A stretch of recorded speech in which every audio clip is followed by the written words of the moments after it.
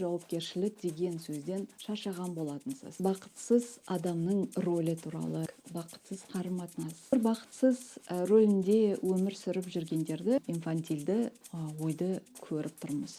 Өзімізді қорқытамыз. Тек болашақпен өмір сүретін болса, бірақ біртұтас мен жоқ сияқты.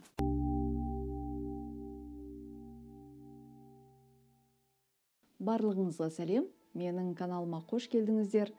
Жаңа көрермендерге өзімді таныстырып өтейін. Менің есімім Меруерт. Мен кәсіби психологпын. Ересек адамдармен және ерлі-зайыптылармен жұмыс жасаймын. Тағы да бір үлкен мақтанышым.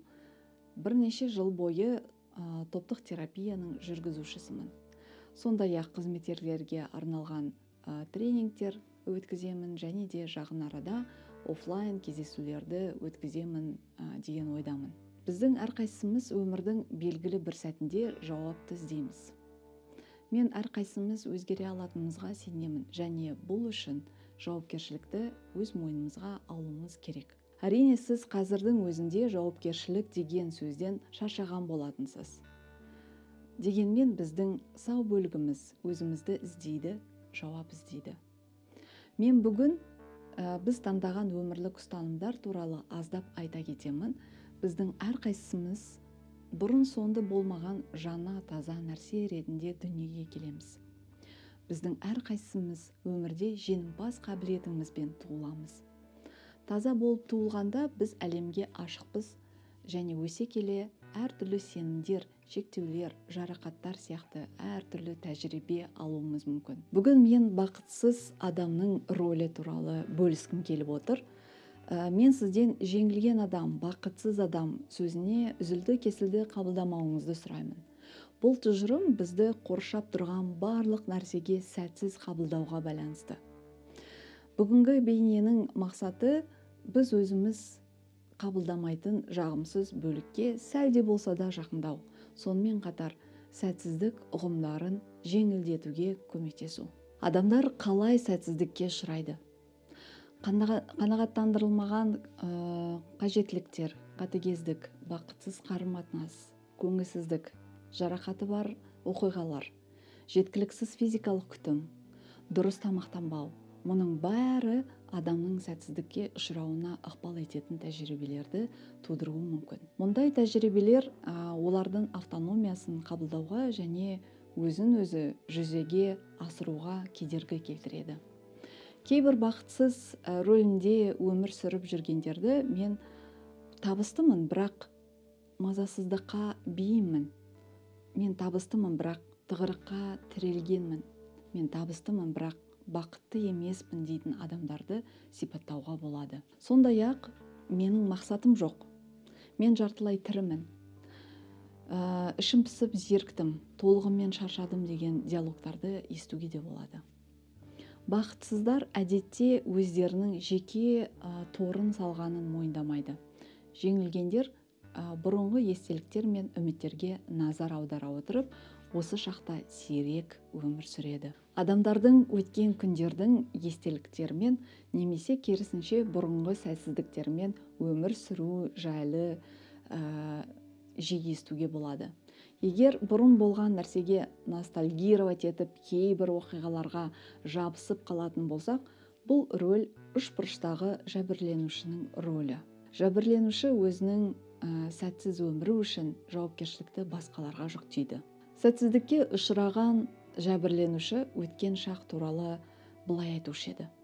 Егер мен басқа біреуге үйленген болсам, егер мен оқуды бітірген болсам, егер менде басқа жұмыс болса, егер мен әдемі болсам, жұбайым ішімдікті тастаса, егер мен бай отбасында дүниеге келген болсам, егер менің жөнді түзу ата-анам болса, егер менде психикалық жарақаттар болмаса, мен ең бақытты адам болар едім. Бұл біз әдетте адамдар өткен шақтағы иллюзияға қатты беріліп кеткенін осы сөздер арқылы байқаймыз.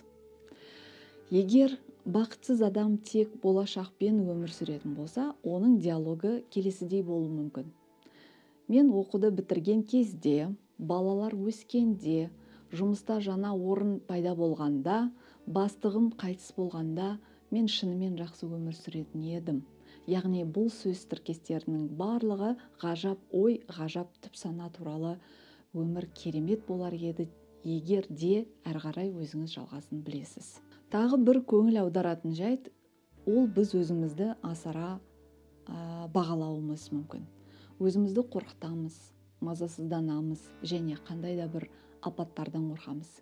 Мысалы, егер маған бірдеңе түсіп кетсе, егер ол аяғын сындырып қалса, егер ол маған ұнамаса, егер мен қателессем, мұның барлығы адамдардың қатты алаңдаушылықта болып, осы шақтан тыс өмір сүрген белгісі. Жағдайдан шығудың жолы ретінде мен сыни мәліметті өңдеп, анализ жасау тұрғыдан ойлауды үйренуді ұсынамын. Содан кейін сізден бұл жағдайдың алдын ала солай ойлайтындай себептері бар ма? Әлде бұл менің қиялым ба? Менің ойымша, бұндай адамдардың мәліметті өңдеуге және шындықты барынша тексере отырып қорыта алады деген ойдамын. Дегенмен, қорыта алмағанда сәтсіз адам фактілерді бұрмалайды, нәтижесінде біз өміріміздің үлкен бөлігін жалған өмірге манипуляция жасауға жұмсаймыз. Бақытсыз адамдар кейде мінез құлықтың барлық спектрін білдіру қабілетін жоғалтады. Олар өздеріне және өмірлерін қанағаттандыратын басқа да нұсқалардың барын түсінбеуі мүмкін. Әрине, егер мұның бәрін бөліп алмасақ, ненің не екенін, онда белгілі бір дәрежеде біз ата-аналардың қателіктерін қайталай бастаймыз. Сәтсіз адам өзін өзі қабылдауда, бауыр басуда қиындықтары бар. Мұндай адамдар басқалармен жақын, адал, тікелей қарым-қатынасқа түспейді. Оның орнына сәтсіз адамның рөлін таңдаған адам, оның үміттерін қанағаттандыру үшін басқа адамдармен манипуляцияны қолданады.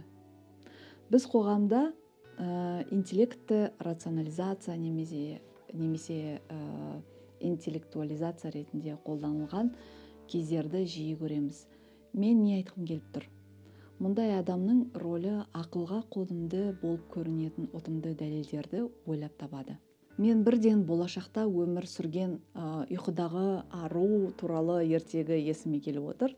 Яғни ол ханзаданың келуін күтіп, оны сүйіп оятуын күтеді. Яғни ханзада келгенше мен тұрмаймын деген инфантильді ойды көріп тұрмыз. Егер біз жеңімпаздың рөлі туралы айтатын болсақ, онда мен ханзадасыз-ақ тұрып кетемін, біреудің келіп оятуын күтпестен қиялсыз өмірімді жалғастырамын деген сценариймен жүру мүмкін. Яғни ханзада келгенше мен тұрмаймын деген инфантильді ойды көріп тұрмыз. Егер біз жеңімпаздың рөлі туралы айтатын болсақ, онда мен ханзадасыз-ақ тұрып, біреудің келіп оятуын күтпестен қиялсыз өмірімді жалғастырамын деген сценариймен жүру. Гештальт терапияның негізін қалаушы Фредерик Перлс көптеген адамдар толыққанды бір тұтастыққа ие емес деп айтады. Олар бөлшектелген деп санайды. Яғни бұл дегеніміз адамдардың көбінесе өздерінің кейбір бөліктерін ғана біледі, таниды, бірақ бір тұтас мен жоқ сияқты. Мысалы, әйел кейде анасы сияқты әрекет ететінін білмеуі немесе мойындағысы келмеуі мүмкін. Немесе ер адам кейде жылағысы келетінін мойындамауы мүмкін. Яғни мұның бәрі өзіңізді басқа бөліктермен байланыстыруға жол бермеу туралы. Ол сондай-ақ мұндай адамдарды невротикалық ауытқуы бар деп атады. Ол өзінің өсуінің орнына басқаларды манипуляциялау үшін пайдаланады. Мұндай адам билікті басып алады, оған әуестенеді. Бұл әрекеттің себебі өсуге байланысты стресс пен күйзеліске шыдай алмайды. Сондықтан да манипуляция қолданады дейді. Шынымды айтсам, біз шынымен бір нәрсені қалайтын болсақ, біз бәріне дайынбыз. Бұл әйелдер мен ер адамдарға қатысты. Егер әйел бір нәрсені сатып алуды шешсе, ол оны қатты қаласа, онда ол тілекті жүзеге асырудың барлық жолдарын табады. Ал мен университетте оқып жүрген кезімде бізде Қазақстан тарихы бойынша мұғаліміміз болған. Тарихтан бір күннің есімізге келмегенде былай дейтін: сол мұғалім. Егер сен қызды ұнатсаң, онымен танысудың барлық жолын табасың. Оның телефон нөмірін керек болса ойында сақтап қаласың. Егер ол кетіп қалса, табасың артынан іздеп дегенді еститінбіз. Бұндай жағдайларда бәрі таныс және түсінікті болатын жерде өзгермей қалу өте ыңғайлы. Бұл жағдаймен не істеу керек? Сіз түсінгендей, бұл рөл жәбірленушінің рөліне ұқсас. Бұл рөлден шығу үшін сіз өз күштеріңіз бен мүмкіндіктеріңізді құнсыздандырмай, оларға сенуді бастау маңызды. Басқаша айтқанда, жауапкершілікті алуға және өзіңізге жақсы әдеттерді үйретіп, есеюді үйрену. Мен өсу оңай емес екенін түсінемін. Сіз өзіңізге ұнайтын кез келген таңдаған жолмен өмір сүре аласыз. Мүмкіндігіңіз болса, сізге сәйкес келетін психологты тауып алыңыз.